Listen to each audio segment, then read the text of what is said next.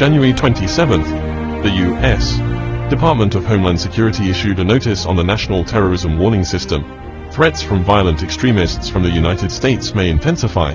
Announcement description: some are driven by ideology and oppose the exercise of power by the government. Violent extremists such as the presidential transfer of power may continue to incite or engage in violent activities.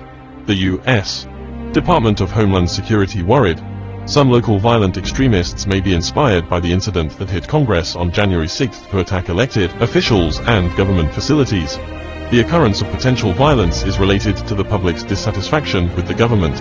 These dissatisfaction may stem from the government's new epidemic prevention measures, the results of the 2020 general election, and the use of force by the police. In addition, racism is also an important motivation for violence. Those extreme violence driven by ideology usually resists government authority, rebellion against regime transition, and vulnerable to false comments. These factors will drive them to incite participation in violence. The security tips issued by the system are usually for security threats from foreign governments or militant organizations. There hasn't been a warning about domestic extremists. According to the statistics, violence by far-right elements in the United States has increased. The number of deaths in the United States has exceeded the number of deaths caused by religious extremist organizations such as Al-Qaeda. But behind the violence, it also reveals that the conflicts between the U.S. political situation and the people are already on the verge of collapse.